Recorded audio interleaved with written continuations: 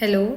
कल जो मैंने सिलेबस की वीडियो डाली वो इंग्लिश मीडियम में थी और मेरे पास बहुत डीएम्स आए कि हिंदी मीडियम में भी सिलेबस होना चाहिए, तो ये सिलेबस मैं अब हिंदी मीडियम में बनाती हूँ आपके लिए।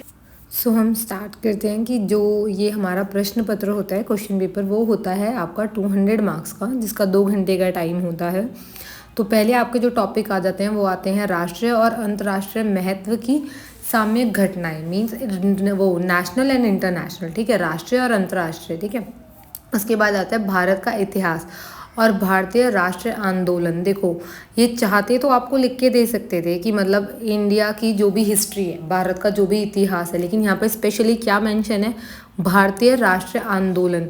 इसका मतलब ये होता है कि आप ये तो पढ़ेंगे, आपको हिस्ट्री तो पढ़नी है, इतिहास अपना, लेकिन मेन आपको फोकस इस पे ज़्यादा रखना है, भारतीय राष्ट्रीय आंदोलन, क्योंकि उसको स्पेसिफिकली बताया गया है। इसीलिए मैं बोलती हूँ कि सिलेबस बहुत इंपॉर्टेंट है। जो सिलेबस के एक एक कीवर्ड्स हैं, अगर आप सिलेबस के बिना पढ़ेंगे तो आपकी जर्नी ही गलत स्टार्ट हो जाएगी। फिर नेक्स्ट आ जाता है आपका अगला जो है भारत एवं विश्व भूगोल, ठीक है। भूगोल मीन्स ज्योग्राफी, भारत इंडिया का और सारे वर्ल्ड का, एवं विश्व की प्राकृतिक, सामाजिक, आर्थिक भूगोल। फिर है आपका भारतीय राज्य तंत्र और शासन संविधान, आपकी जो पॉलिटी हो जाती है, राजनीतिक प्रणाली, पंचायती राज, लोक नीति, अधिकारियों संबंधी मुद्दे आदि। देखा आपने कि ये मतलब कैसे की पॉइंट्स दिए हुए हैं। चाहते तो पॉलिटी लिख सकते थे, लेकिन कंप्लीट कीवर्ड्स के साथ है, इसलिए आपके कीवर्ड्स जो है इंपॉर्टेंट हो जाते हैं कि ये मेन टॉपिक्स हमें किस पे ज़्यादा फोकस करना है। फिर आ जाता है आपका आर्थिक और सामाजिक विकास, आपकी इकोनॉमी, सतत विकास, गरीबी समावेशना, जनसांख्यिक, सामाजिक क्षेत्र में गई पहल आदि, ठीक है।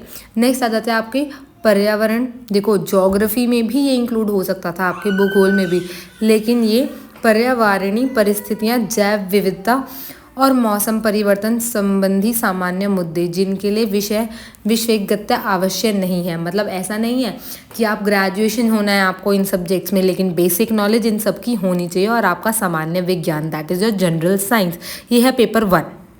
फिर स्टार्ट होता है आपका सेकेंड पेपर, जिसका भी प्रश्न पत्र जो हमारा 2 आता है, जिसको हम CSAT कहते हैं, वो भी आपका 200 मार्क्स का होता है, 2 घंटे का होता है। इसमें आपको 33% मार्क्स लाने होते हैं, मतलब 66 मार्क्स 200 में से।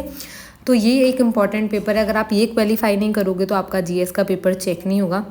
इसमें जो आपके टॉपिक्स आते हैं वो है बोधगम्यता, संचार कौशल सहित अंतर वैयक्तिक कौशल, मतलब कैसे आप अपना डिसीजन मेकिंग, कोई भी सिचुएशन को देखे कैसे आप अपने डिसीजंस को बना सकते हो, कैसे आप एक जागरूक दिमाग के साथ कैसे उस सिचुएशन को हैंडल करोगे, वो क्वेश्चन। तार्किक कौशल मीन्स जो जैसे आप करते हो ना, आपकी जो निर्णय लेने होते हैं, वो टॉपिक इसमें मिक्स होते हैं, मतलब तर्क वितर्क वाले क्वेश्चंस, निर्णय लेना और समस्या का समाधान।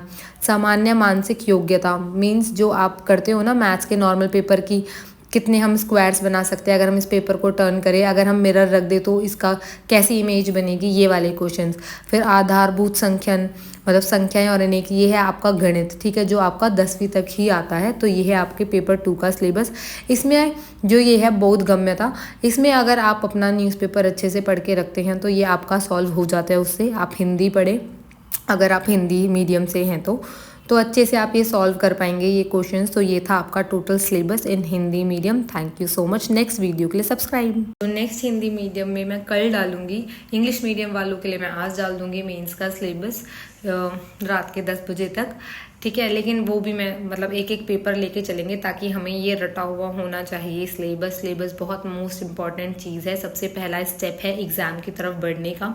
तो हिंदी मीडियम वालों के लिए मैंने बता दिया। इनका हिंदी मीडियम का मैं जो GS पेपर्स का एक एक करके सिलेबस डालूंगी वो डालूंगी कल इसी टाइम पे। Thank you so much. Subscribe करें YouTube।